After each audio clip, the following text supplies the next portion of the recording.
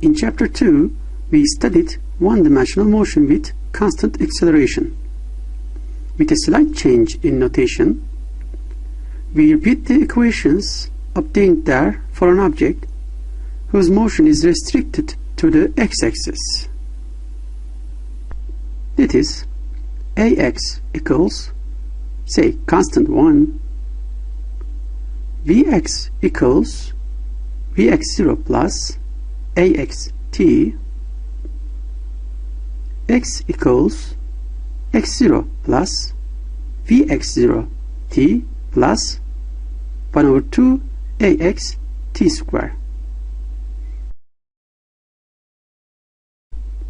Vx square equals vx0 square plus 2ax times x minus x0. Here the subscript x in ax, for example, indicates that we are considering the acceleration in the x direction. Similarly, vx0 corresponds to the initial velocity in the x direction. We now consider a general 3D motion with constant acceleration.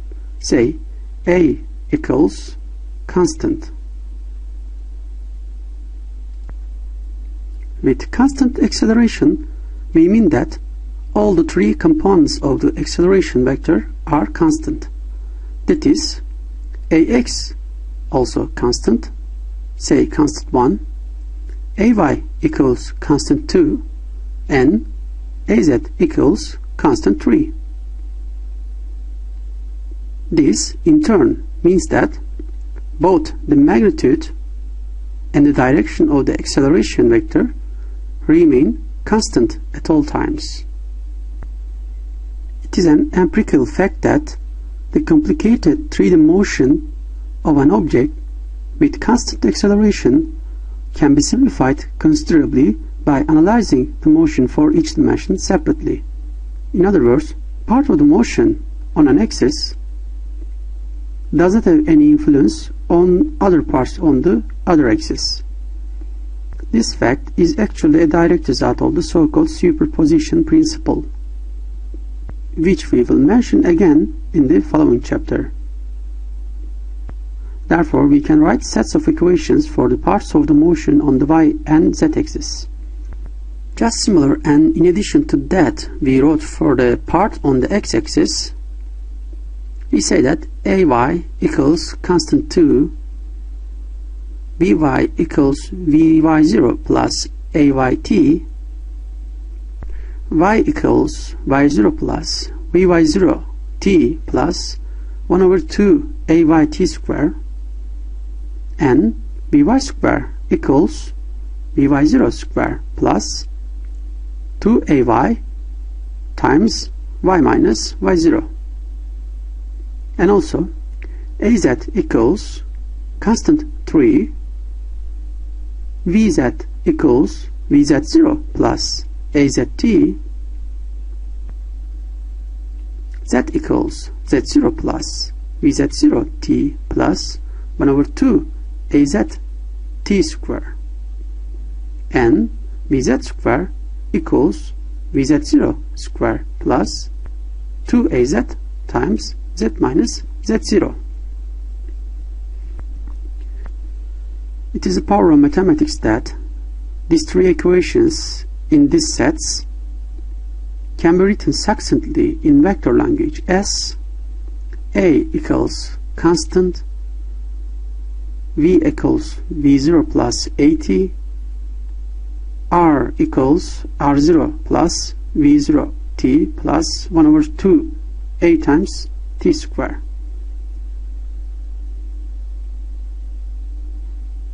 Where v equals v of t is the velocity of the object at time t, v0 equals v of 0 is its initial velocity at t equals 0, r equals r of t is its position at t, and r0 equals r of 0 is its initial position at t equals 0. Okay, this is the end of the discussion of motion with constant acceleration in three-dimensional concentration.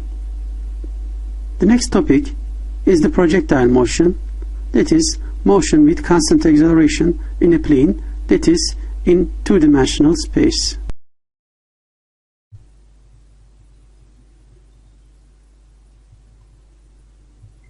The word projectile is a generic name for an object which is projected or fired or launched from a mechanism such as a gun, weapon, or catapult,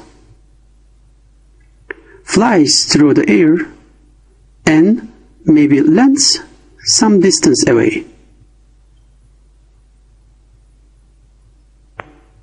Three reasonable assumptions facilitate the analysis of projectile motion. 1. The Earth is assumed to be flat over some small horizontal range of the projectile. This assumption is valid if this small horizontal range is much less than the radius of the Earth. 2.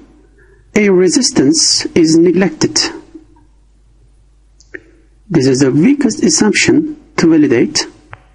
Most of the time, we cannot ignore air resistance, but its inclusion makes it difficult to analyze the motion.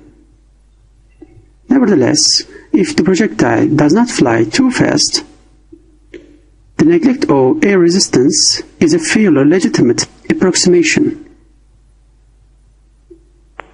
And most importantly, 3.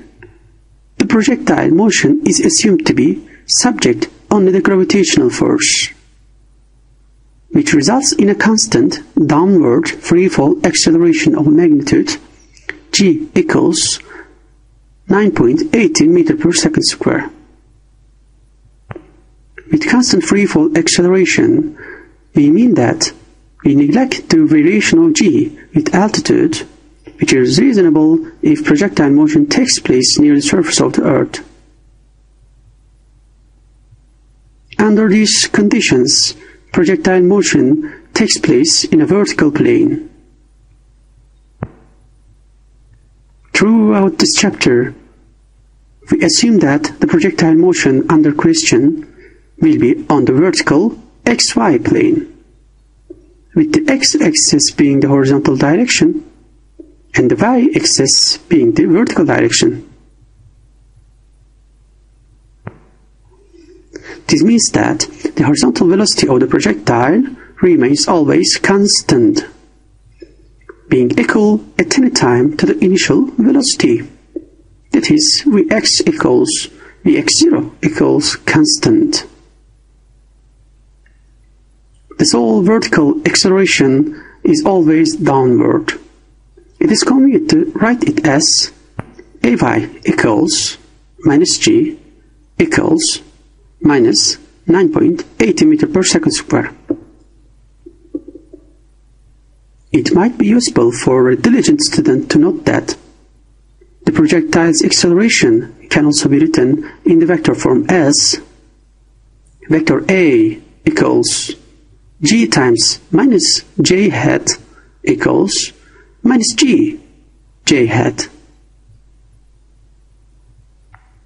With these choices, the set of equations developed in the preceding discussion will take the following general form. Ax equals 0, Vx equals Vx0, x equals x0 plus Vx0t, Ay equals minus g, Vy equals Vy0 minus gt, y equals y0 plus Vy0 t minus 1 over 2 gt square.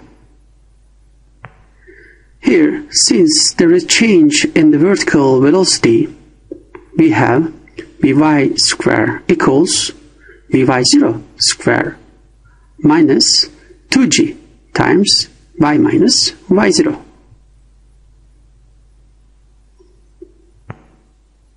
Okay, let's solve an example of projectile motion, which is symmetric projectile motion.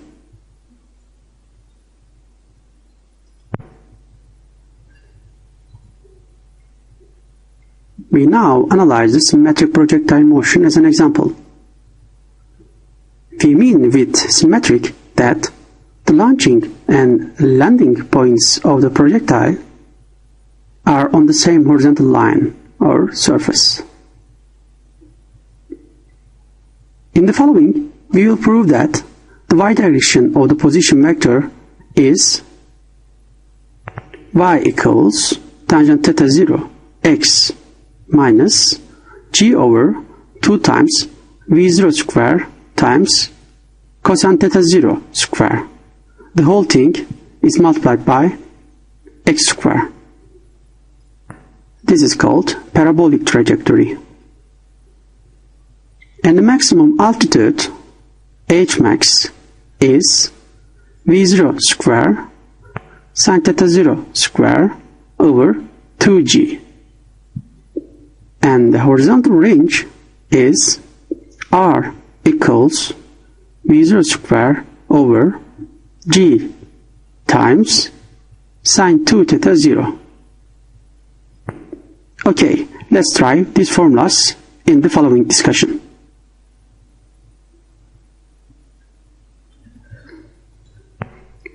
As in this figure, taking the origin of the xy plane as the launching point, we'll simplify a bit the redundant notation. You can always make the launching take place at the origin with a suitable change of coordinates. Then we have x0 equals 0 and y0 equals 0 right now. Let the projectile be launched with an initial velocity v0, which makes an initial angle theta 0 with the positive x-axis.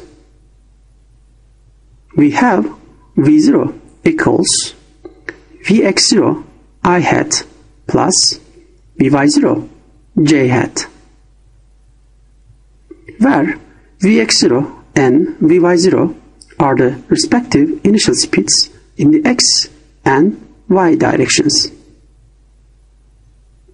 which are found from this figure as vx0 equals v0 times cosine theta 0 and vy0 equals v0 times sine theta 0.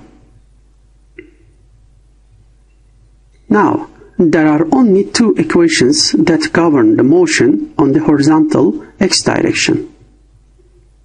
The first one is Vx equals Vx0 equals V0 times cosine theta 0, which is constant.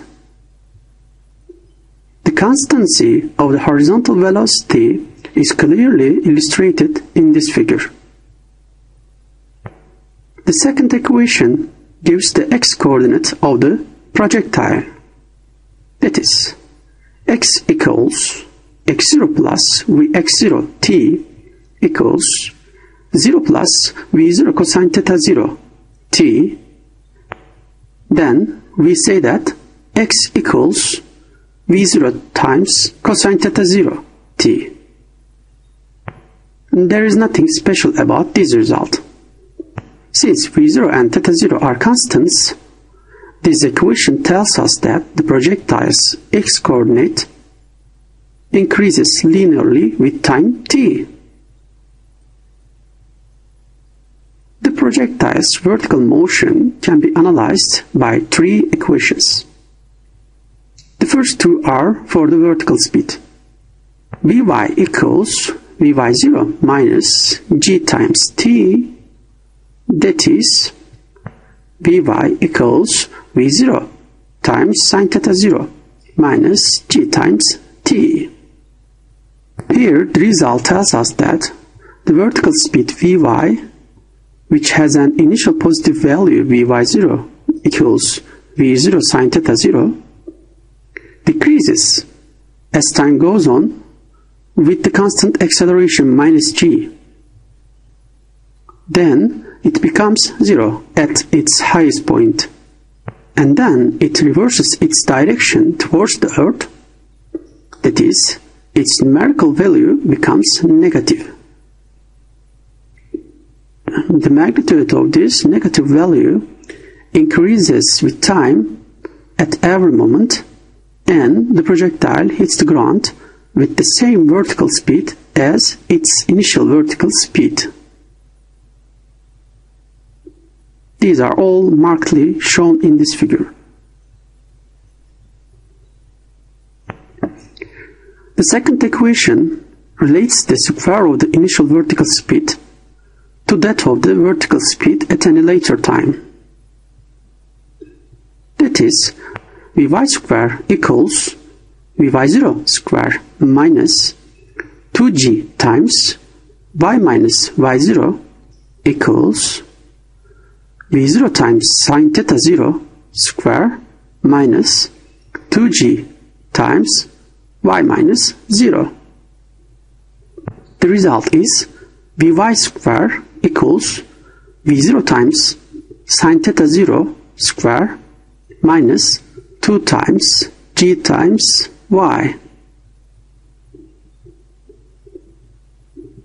For the projectile's position in the vertical direction, we have y equals y0 plus Vy0 t minus 1 over 2 times g times t square, and it is equal to 0 plus V0 sine theta 0 times t minus 1 over 2 times g times t square.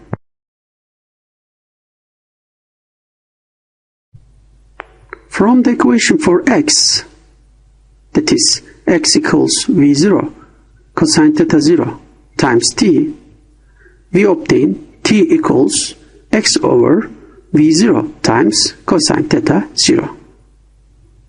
Substituting this into the equation for y, we get y equals V0 times sine theta 0 times x over V0 times cosine theta 0 minus 1 over 2 times g times x over V0 times cosine theta 0 and square of the whole thing. Whence y equals tangent theta 0 times x minus g over 2 times V0 square times cosine theta 0 square, and the whole thing is multiplied by x square. Here the expressions inside the parentheses are all constant: g, V0 and theta 0, so that this equation is of the form y equals ax square plus bx, which is an equation of parabola passing through the origin. In other words, the path of a projectile is a parabolic trajectory.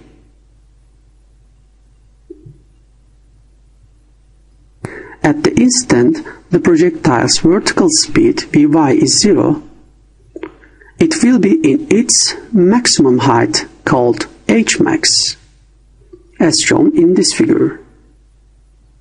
So, equating the equation for Vy to 0, we find the time Tmax required for the particle to reach its maximum height.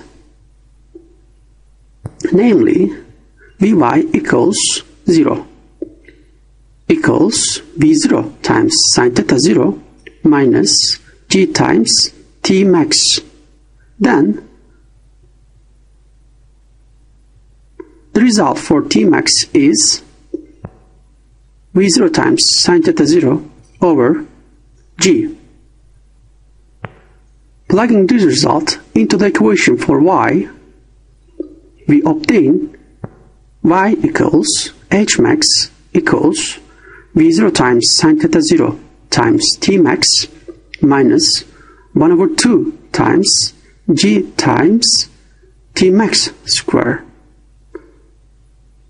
Putting the value of Tmax here, we obtain v0 times sine theta 0 times v0 times sine theta 0 over g minus 1 over 2 times g times v0 times sine theta 0 over g, and the square of the whole thing.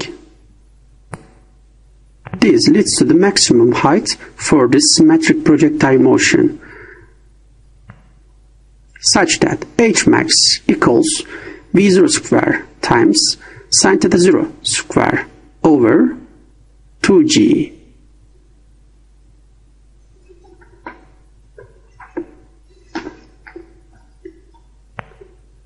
In this figure is also shown the horizontal range r of the projectile, which is the horizontal distance between the launching point, that is the origin, and its landing point, whose coordinates are x, y, equals r0.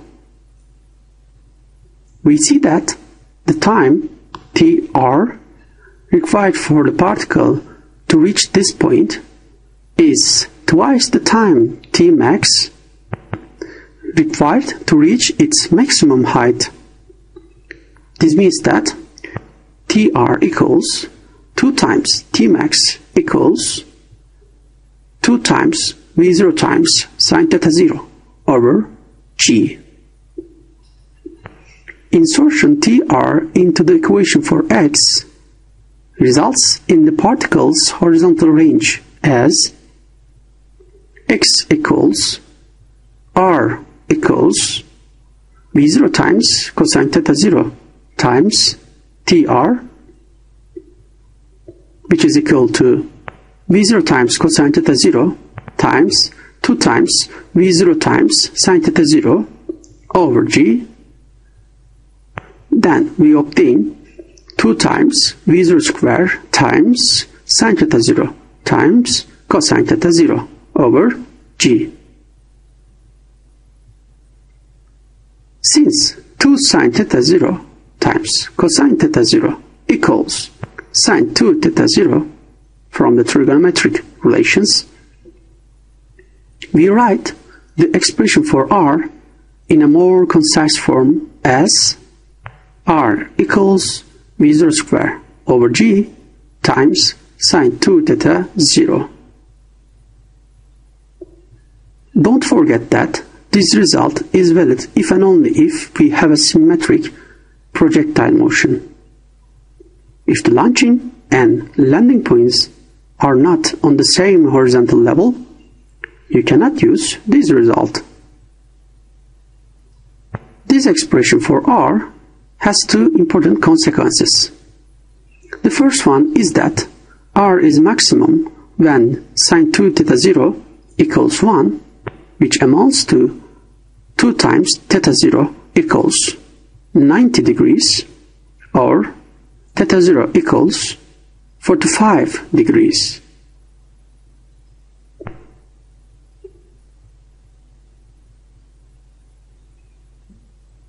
The second consequence follows from the expression sine 2 theta 0 equals 2 times sine theta 0 times cosine theta 0, which tells us that for the 2 complementary initial angles, that is angles which add up to 90 degrees, say 30 degrees and 60 degrees, we have the same sine 2 theta 0 values, because sine of the angle 30 degrees equals cosine of the angle 60 degrees, and vice versa. We then draw the conclusion that 2 complementary initial angles give rise to the same horizontal range r for a symmetric projectile motion, as is shown in this figure for the theta 0 equals 30 degrees and 60 degrees. Okay, we have derived all the formulas for y, h max and r. Then comes the last topic, uniform circular motion.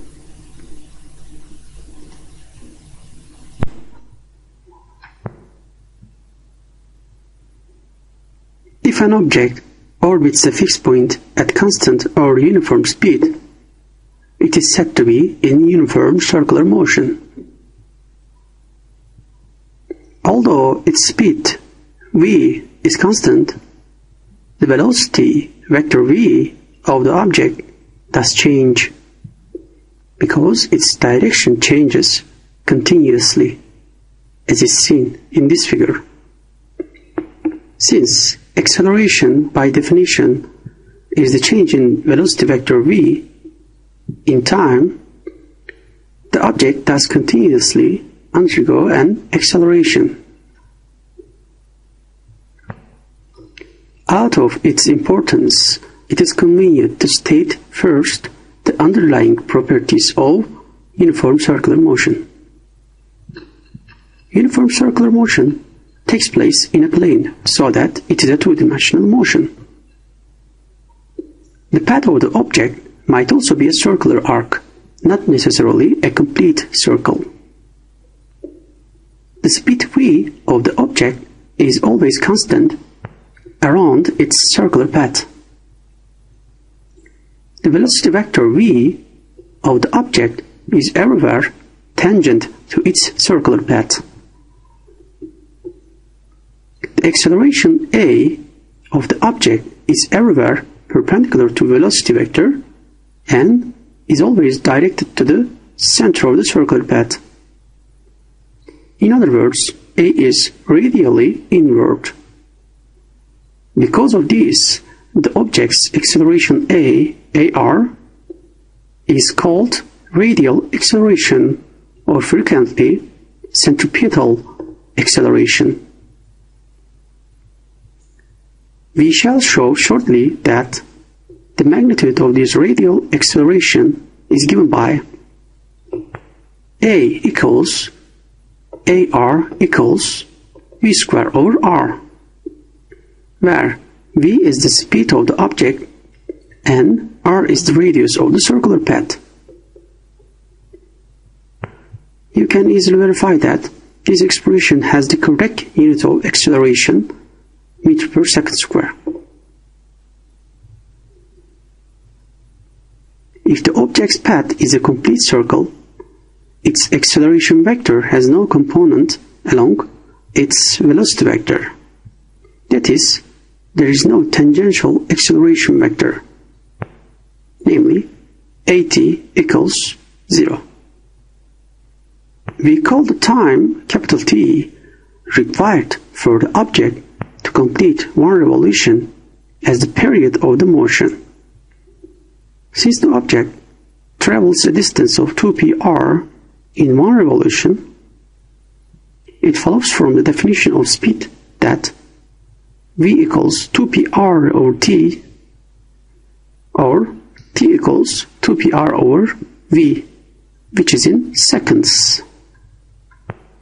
Let's now prove that acceleration vector A is directed toward the center of the circle, and that its magnitude is given by A equals AR equals V square over R. To do so, we will use this figure, where the object is at position 1 at time t1 and at position 2 at a later time t2. The object's velocity is v1 at 1 and v2 at 2, with the speeds v1 equals v2 equals v. That is, the object's velocity changes only its direction while its magnitude remains constant. The average acceleration of the object when it goes from position 1 to position 2 is vector A average equals delta v over delta t equals vector v2 minus vector v1 over t2 minus t1.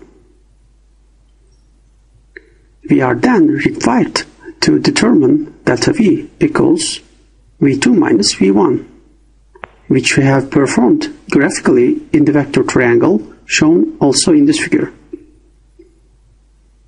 We notice immediately that delta V is directed toward the center of the circle. This conclusion is also valid if we let time delta t be infinitesimally small. To determine the magnitude of vector A average when delta t goes 0, we write the magnitude of the first part of the preceding equation as A average equals delta V over delta t. This figure shows two congruent or similar triangles.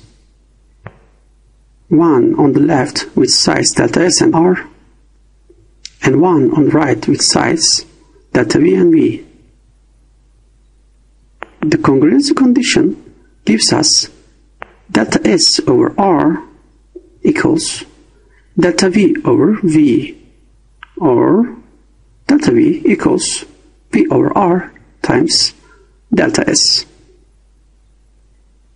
With this result, we have A average equals delta V over delta T equals V times delta S over R over delta T. In other words, V over R times delta S over delta T. We then take the limit of this expression as delta T goes 0. This means that distance between positions 1 and 2 is infinitesimally small. In this limit, the ratio delta S over delta T approaches the speed v of the object, and the average velocity vector A average approaches the instantaneous acceleration A, which is the centripetal acceleration AR of the object. Mathematically, limit delta T goes 0, A average equals A equals AR equals limit delta T goes 0, V of R times delta S over delta T, and V over R times V. So the result is V square over R, which is what we set out to prove. Very good. This is the end of chapter 4. Thank you for your listening, and see you in the next chapter.